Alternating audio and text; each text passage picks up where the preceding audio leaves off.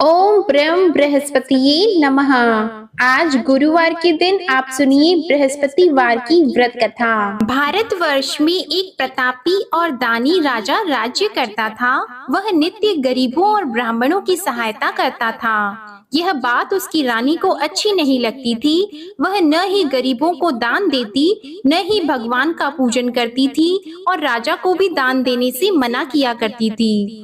एक दिन राजा शिकार खेलने वन को गए हुए थे, तो रानी महल में अकेली थी। उसी समय बृहस्पति देव साधु वेश में राजा के महल में भिक्षा लेने के लिए गए और भिक्षा मांगी, तो रानी ने भिक्षा देने से इनकार कर दिया और कहा, हे साधु महाराज, मैं तो दान पुण्य से तंग आ गई हूँ। मेरा पति सारा धन लुटाते रहते हैं। मेरी इच्छा है कि हमारा धन नष्ट हो जाए, फिर न रहेगा बांस, न बजेगी बांसुरी।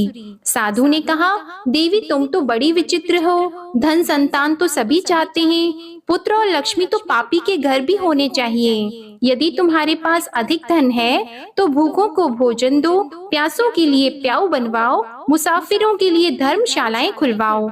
जो निर्धन अपनी कुंवारी कन्याओं का विवाह नहीं कर सकते, उनका विवाह करा दो। ऐसे और कई काम हैं जिनके करने से तुम्हारा यश लोक और परलोक में फैलेगा। परंतु रानी पर उपदेश का कोई प्रभाव नहीं पड़ा। वह बोली, महाराज आप मुझे कुछ न समझाएं, मैं ऐसा धन नहीं चाहती जो हर जगह बांटती फिरूं। साधु ने उत्तर दिया, यदि तुम्हारी ऐसी इच्छा है तो तथास्तु। तुम ऐसा करना कि बृहस्पतिवार को घर लीपकर पीली मिट्टी से अपना सिर धोकर स्नान करना, भट्टी चढ़ाकर कपड़े धोना। ऐसा करने से आपका सारा धन नष्ट हो जाएगा। इतना कहकर वह साधु महाराज वहाँ से आलोक हो गए और साधु के अनुसार कई बातों को पूरा करते हुए रानी को केवल 3 बृहस्पतिवार ही बीते थे कि उसकी समस्त धन संपत्ति नष्ट हो गई। भोजन के लिए राजा का परिवार तरसने लगा। तब एक दिन राजा ने रानी से बोला कि हे रानी, तुम यहीं रहो, मैं दूसरे देश को जाता हूँ, क्योंकि यहाँ पर सभी लोग मुझे जानते हैं, इसलिए मैं कोई छोटा कार्य नहीं कर सकता। ऐसा कहकर राजा परदेश चला गया। वहाँ वह जंगल से लकड़ी काट कर लाता और शहर में बेचता था। इस तरह वह अपना जीवन व्यतीत करने लगा। इधर राजा के परदेश जाते ही रानी और दासी दुखी रहने लगी। एक बार जब रानी और दासी को 7 दिन तक बिना भोजन के रहना पड़ा, तो रानी ने अपनी दासी से कहा, हे दासी, पास ही के नगर में मेरी बहन रहती है, वह बड़ी धनवान है। तू उसके पास जा और कुछ लेकर आ, ताकि थोड़ा बहुत गुजार बसर हो सके। रानी दासी की बहन के पास गई। उस दिन गुरुवार था और रानी की बहन उस समय बृहस्पतिवार व्रत की कथा सुन रही थी। दासी ने रानी की बहन को अपनी रानी का संदेश दिया, लेकिन रानी की बड़ी बहन ने कोई उत्तर नहीं दिया। जब दासी को रानी की बहन से कोई उत्तर नहीं मिला, तो वह बहुत दुखी हुई और उसे क्रोध भी आया। दासी ने वापस आकर रानी को सारी बात बता दी। सुनकर रानी ने अपने भाग्य को कोसा। उधर रानी की बहन ने सोचा कि मेरी बहन की दासी आई थी, परंतु मैं उससे नहीं बोली, इससे वह बहुत दुखी हुई होगी। कथा सुनकर और पूजन समाप्त करके वह अपनी बहन के घर आई और कहने लगी, हे बहन, मैं बृहस्पतिवार का व्रत कर रही थी, तुम्हारी दासी मेरे घर आई थी, परंतु जब तक कथा होती है तब तक न तो उठते हैं और न ही बोलते हैं, इसलिए मैं नहीं बोली। कहो दासी क्यों गई थी? रानी बोली, बहन तुमसे क्या छिपाऊं, हमारे घर में खाने तक को अनाज नहीं था। ऐसा कहते कहते रानी की आंखें भर आई। उसने दासी समेत पिछले 7 दिनों से भूखे रहने तक की बात अपनी बहन को विस्तार पूर्वक सुना दी। रानी की बहन बोली, देखो बहन, भगवान बृहस्पति सबकी मनोकामना को पूर्ण करते हैं। देखो शायद तुम्हारे घर में अनाज रखा हो। पहले तो रानी को विश्वास नहीं हुआ, पर बहन के आग्रह करने पर उसने अपनी दासी को अंदर भेजा तो उसे सचमुच अनाज से भरा एक घड़ा मिल गया। यह देखकर दासी को बड़ी हैरानी हुई। दासी रानी से कहने लगी, हे रानी, जब हमको भोजन नहीं मिलता तो हम व्रत ही तो करते हैं, इसलिए क्यों न इनसे व्रत और कथा की विधि पूछ ली जाए, ताकि हम भी व्रत कर सकें। तब रानी ने अपनी बहन से बृहस्पतिवार व्रत के बारे में पूछा। उसकी बहन ने बताया, बृहस्पतिवार के व्रत में चने की दाल और मुनक्का से विष्णु भगवान का केले की जड़ में पूजन करें तथा दीपक जलाएं, व्रत कथा सुने और पीला भोजन ही करें। इससे बृहस्पति देव प्रसन्न होते हैं और व्रत और पूजन विधि बताकर रानी की बहन अपने घर को लौट गई। 7 दिन के बाद जब गुरुवार आया तो रानी और दासी ने व्रत रखा। घुड़साल में जाकर चना और गुड़ लेकर आई, फिर उससे केले की जड़ तथा विष्णु भगवान का पूजन किया। अब पीला भोजन कहाँ से आए, इस बात को लेकर दोनों बहुत दुखी थी। चूँकि उन्होंने व्रत रखा था, इसलिए बृहस्पति देव उनसे प्रसन्न थे। इसलिए वे एक साधारण व्यक्ति का रूप धारण करके 2 थालों में सुंदर पीला भोजन दासी को दे गए। भोजन पाकर दासी बहुत प्रसन्न हुई और फिर रानी के साथ मिलकर भोजन ग्रहण किया। उसके बाद वे सभी गुरुवार को व्रत और पूजन करने लगी। बृहस्पति भगवान की कृपा से उनके पास फिर से धन संपत्ति आ गई, परंतु रानी फिर से पहले की तरह आलस्य करने लगी। तब दासी बोली, देखो रानी, तुम पहले भी इस प्रकार आलस्य करती थी, तुम्हें धन रखने में कष्ट होता था, इस कारण सभी धन नष्ट हो गया, और अब जब भगवान बृहस्पति की कृपा से धन मिला है तो तुम्हें फिर से आलस्य होता है।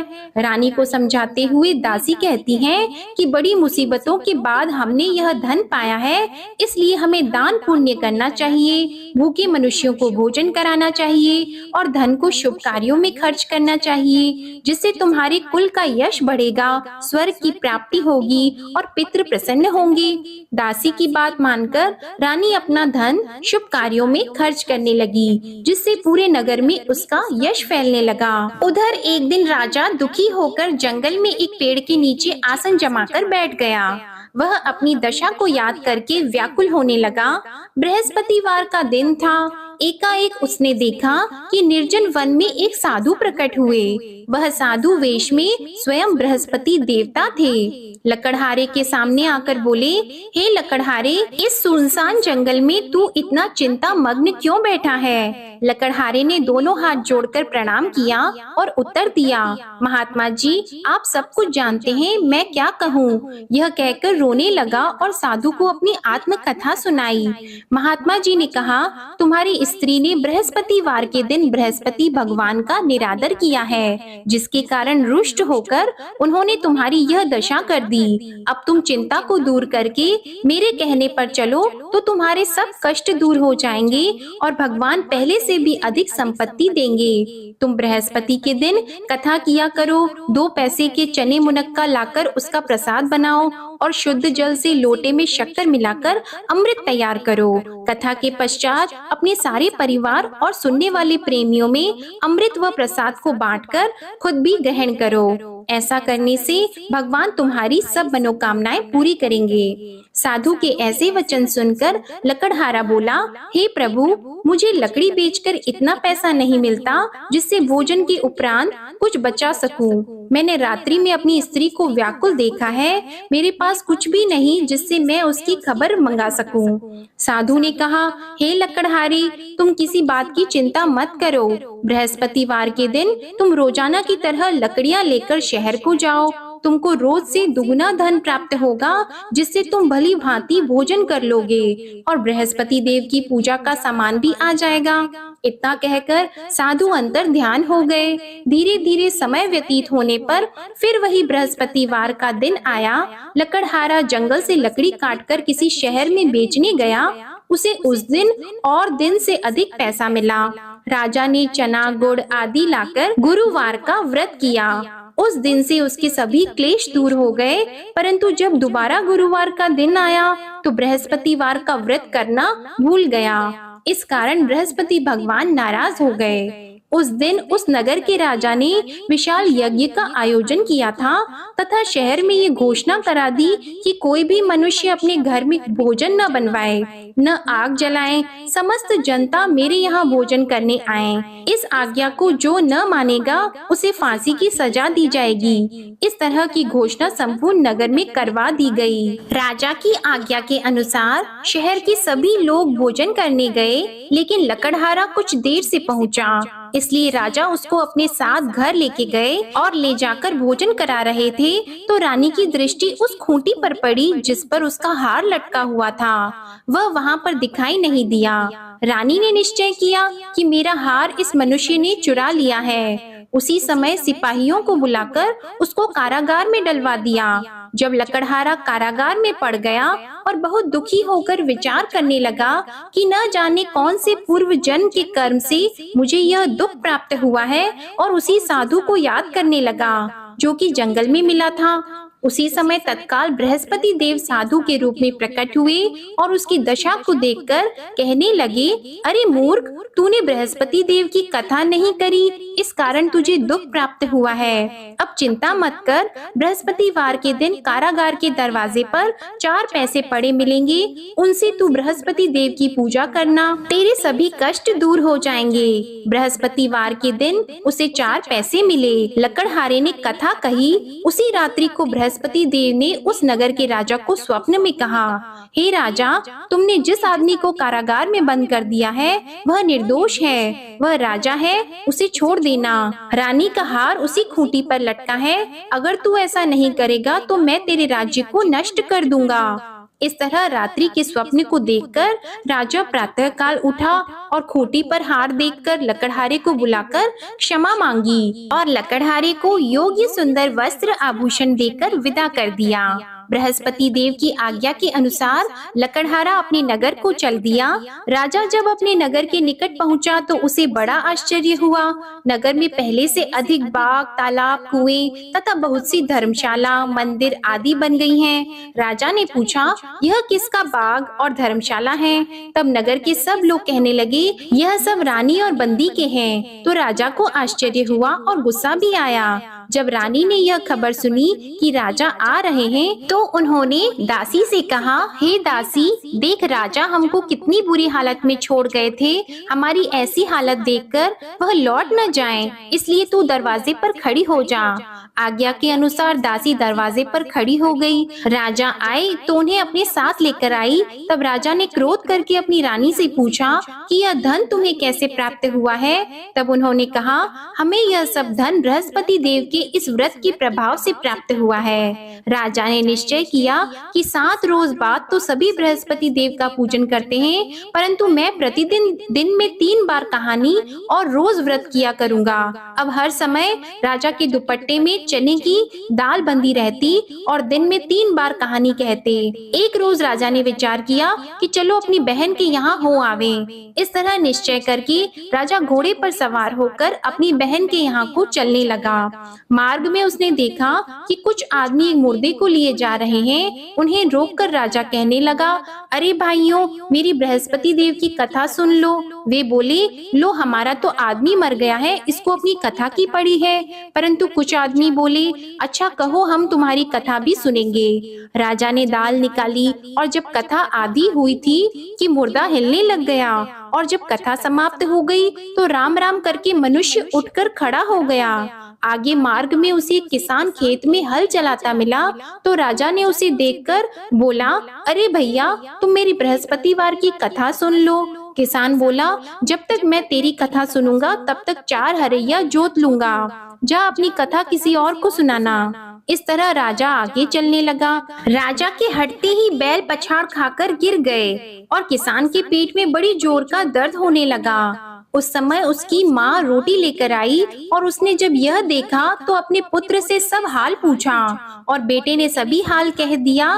तो बुढ़िया दौड़ी दौड़ी उस घुड़सवार के पास गई और उससे बोली कि मैं तेरी कथा सुनूंगी, तू अपनी कथा मेरे खेत पर चलकर ही कहना। राजा ने बुढ़िया के खेत पर जाकर कथा कही, जिसके सुनते ही वह बैल उठकर खड़े हुए तथा किसान के पेट का दर्द भी बंद हो गया। राजा अपनी बहन के घर पहुंचा।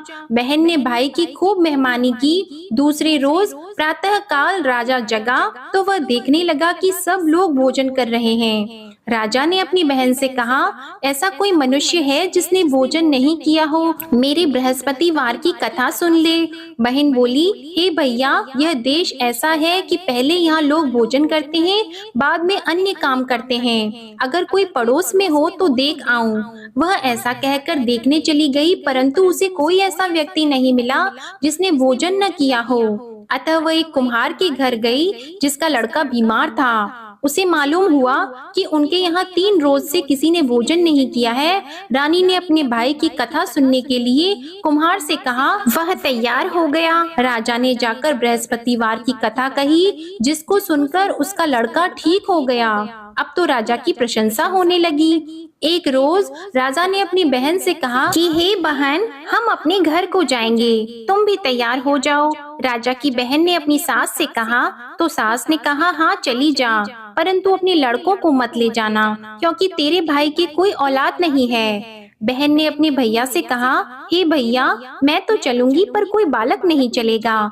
तो राजा बोला, जब कोई बालक नहीं चलेगा तब तुम ही क्या करोगी? बड़े दुखी मन से राजा अपने नगर को लौट आया। राजा ने अपनी रानी से कहा, हम निर्वंशी हैं, हमारा मुंह देखने का धर्म नहीं है और कुछ भोजन आदि नहीं किया है। रानी बोली, हे प्रभु, बृहस्पति देव ने हमें सब कुछ दिया है, वह हमें औलाद अवश्य देंगे। उसी रात को बृहस्पति देव ने राजा से स्वप्न में कहा, हे राजा उठो, सभी सोच त्याग दो, तेरी रानी गर्भ से है। राजा को यह बात सुनकर बड़ी खुशी हुई। 9वें महीने में उसके गर्भ से एक सुंदर पुत्र पैदा हुआ। तब राजा बोला, हे रानी, स्त्री बिना भोजन के रह सकती है पर बिना कहे नहीं रह सकती। जब मेरी बहन आएगी तुम उससे कुछ मत कहना। रानी ने सुनकर हाँ कर दिया। जब राजा की बहन ने यह शुभ समाचार सुना तो वह बहुत खुश हुई और बधाई लेकर अपने भाई के यहाँ आई। तभी रानी ने कहा, घोड़ा चढ़कर तो नहीं आई है, गधा चढ़कर आई है। राजा की बहन बोली, भाभी, मैं इस प्रकार न कहती तो तुम्हें औलाद कैसे मिलती? बृहस्पति देव ऐसे ही हैं, जैसी जिसके मन में कामनाएं हैं सभी को पूर्ण करते हैं। जो सद्भावना पूर्वक बृहस्पतिवार का व्रत करता है एवं कथा पढ़ता है अथवा सुनता है, दूसरों को सुनाता है, बृहस्पति देव उनकी सभी मनोकामनाएं पूर्ण करते हैं। प्रेम से बोलिए बृहस्पति देव की जय। बोलिए भगवान लक्ष्मी नारायण की जय। आपको ये कथा अच्छी लगे तो वीडियो को लाइक करिएगा, शेयर करिएगा, कमेंट में भगवान बृहस्पति देव की जय जरूर लिखिएगा और चैनल को सब्सक्राइब करके बेल आइकन प्रेस करिएगा।